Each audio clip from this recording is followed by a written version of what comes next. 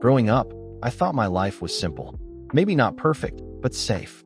My name is Jamie, and for 17 years, it was just me and my mom, Laura. She was warm, strong, stubborn, and fiercely protective. She worked as a nurse, pulled night shifts, and still packed my lunch with little sticky notes that said things like, "You're my everything," or "Conquer the world today." She told me my father had died before I was born. A tragic car accident. A clean, painful story I never really questioned. Because she was enough. But there were things I noticed, small things that didn't sit quite right.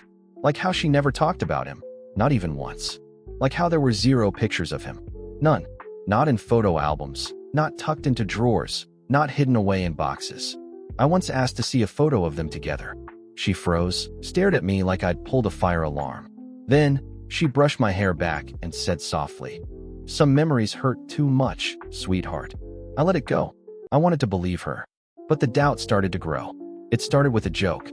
One afternoon, after school, my best friend Mason and I were messing around on his computer. We were signing up for some free DNA heritage test online. One of those, "where do your ancestors come from" things. Mason's dad had done it and found out he was 12% Icelandic or something. I wasn't expecting anything interesting. I just wanted to see if I had Viking blood or not. A few weeks passed. I forgot all about it. Then one morning, before school, I got an email notification. "You have a close DNA match. Possible parent." My stomach turned. I sat on my bed staring at the screen. His name was Victor Grayson, a 47-year-old man living in another state. I didn't know him. Never heard that name in my life. It said we shared 50% DNA. That night, I sat across from my mom at the dinner table, my spaghetti untouched. "Hey, Mom," I said casually, my heart in my throat. "Did Dad really die? In a car accident?"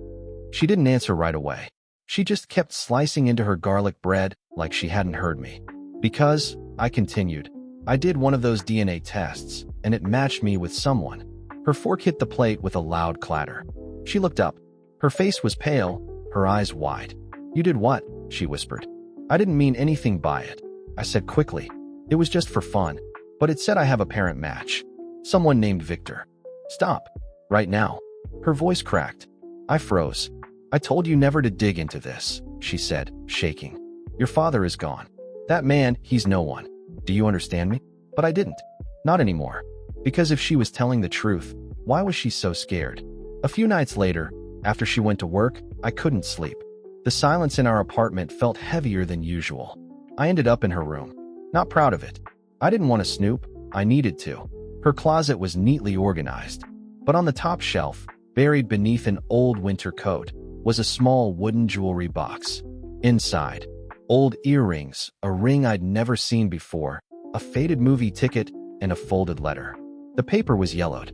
The ink had smudged slightly. It was addressed to her, signed only. "I still love you, even if you hate me now. Please don't shut me out forever. A. A. Not Victor. Not Dad. Just A." I put the box back. My hands were shaking. When she got home the next morning, I was waiting. I asked her calmly, "Who is A?" Her face crumpled. For the first time in my life, I saw my mother look small, like she'd shrunk under the weight of something she had carried alone for too long. She didn't deny anything. She just said, "Please, Jamie, let sleeping dogs lie." I had my reasons. But I didn't. I didn't lie, I said. "I've lived 17 years based on a story you told me. Don't I get to know the truth now?" She didn't answer. She just walked past me and locked the door to her room. My mom barely spoke to me for 2 days. Not in anger, in fear.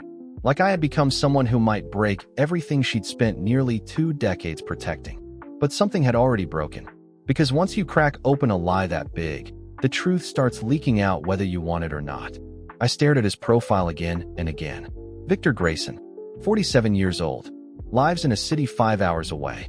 No wife listed, no kids. Just a public profile photo of a guy with rough hands, a tattoo on his neck, and the kind of eyes that look like they've seen too much. He didn't look like me, but he also did not look like me. Same cheekbones. Same crooked left eyebrow. I messaged him. Me. "Hey, I think I might be your son. I matched with you on a DNA test." I sat there for almost 2 hours, watching the screen. Then the dots appeared. "Victor, what's your mom's name?" "Me, Laura. Laura Benson." No dots. No reply. The message stayed on scene. I hadn't seen my mom's parents in nearly 5 years. We weren't close. I only remembered plastic-covered couches, lukewarm hugs, and a lot of silence. But now I needed answers from someone else. I told Mom I was staying at Mason's for the weekend, then took a train to their town. When my grandmother opened the door, she looked surprised to see me. She let me in, offered tea like nothing had changed. But when I asked, "Did you know who my real father was?" her face went white, then tight. She sat down slowly, folded her hands in her lap like they might shake if she didn't. "I warned her," she said finally. "She was just a girl. Foolish. Thought she could fix a man who was already broken." "Was it Victor?" I asked. She shook her head. "No. Victor came later. The man she really loved. Well, your grandfather never forgave her for it." Then she added under her breath, "But it wasn't just her mistake. He made a choice too." That night, I rummaged through a dusty drawer in their spare room and found an old yearbook. Class of '96. I flipped through pages, looking for my mother's face. She looked so young, like someone I might have passed in the hallway, not my mom. Next to her, in 3 different photos, Aaron Hale. Tall, clean-cut, serious expression. A few notes scrawled in the margins of his photo. "Laura, promise me we'll run away one day. You and me always. No matter what." Aaron. The A from the letter. He wasn't some abstract initial. He was real. A teenager once in love with my mom. Maybe still out there. And I had no idea who he was. 2 days later, Victor finally replied. "Victor, we need to talk. Face to face. I've got things to say, if you're ready to hear them." I hesitated. Was I? I'd opened this door. Now it felt like everything behind it was going to hurt. I told him yes. We picked a diner halfway between our cities. I took the train alone. Told no one. When I saw him sitting in a booth, he stood up and shook my hand. His grip was strong, rough palms, and his eyes, they didn't match his photo. They were mine. Victor and I sat across from each other in a corner booth of a nearly empty roadside diner. The hum of the overhead lights felt louder than the music playing from the jukebox. I ordered black coffee just to give my hand something to hold. He didn't order anything. For a minute, we just stared at each other. The resemblance was undeniable. Victor cleared his throat and said, "Let me start with the part you don't want to hear." I braced myself. "I'm not your father." The world tilted slightly. He continued, "But for a while I thought I was. That's why I signed up for that stupid DNA thing in the first place. I was trying to find you. I've been wondering about you for almost 17 years. I blinked. "But we matched." He nodded. "Half match. Close family. I could be an uncle. Or a cousin," I finished. "Or a brother," he said, his voice low. "Thing is, I wasn't the only one with your mom back then. There was someone else. Someone she really loved." That name again. Aaron Hale. Victor leaned forward, eyes scanning my face. "Did she ever talk to you about Aaron?" "No," I said. "But I found a letter signed A." "I thought maybe." Victor nodded. "Yeah, that was him. Aaron and your mom were serious. Really serious. Everyone thought they'd end up married. But then he vanished." "Vanished?" I echoed. Victor exhaled. "It was all real sudden.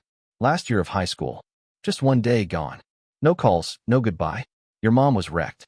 Said he left town. Said he didn't even know she was pregnant. She never told him. That didn't make sense. Why wouldn't she tell him?" I asked. "If he loved her." Victor interrupted. "Because Aaron had a secret. Something nobody talks about anymore. Back then, our town wasn't exactly known for tolerance. You stayed quiet, kept your head down, or got out. Aaron was bi? Not openly, but he told Victor. They had been best friends. And one night, Aaron confessed he had feelings for someone else too. A guy. A teacher, of all people. Not physical, but emotional. Confusing. Torn between what he wanted and what he thought he should want. That confession destroyed everything. Aaron's father found out. He beat him so bad he had to be hospitalized. The day after he got out, Aaron disappeared. No trace. No note. Just silence. Victor suspected he ran away to save himself, and Laura. She loved him, Victor said. But she never forgave him for leaving. And I think she never wanted you to know someone could choose to disappear. I asked again, "So why did we match? If you're not my father, why does it say close family?" Victor stared at his coffee. "Because I am close family," he said slowly. "Aaron was my half-brother." My chest tightened. Your mom probably didn't even realize. She knew we were friends, but she never knew we shared a father. Different moms. Same old man. It was a messed up family. So you're my uncle, I said quietly. He nodded. I searched for Aaron too. For years. Even hired someone once. Nothing ever came back. Then he reached into his jacket and pulled out something. A faded, bent photo. Two teenagers standing outside a movie theater. One of them unmistakably my mom. The other, a boy with dark, intelligent eyes and a crooked smile that looked eerily familiar. Me. He looked like me. On the way back home, I stopped at a small gas station just outside of town.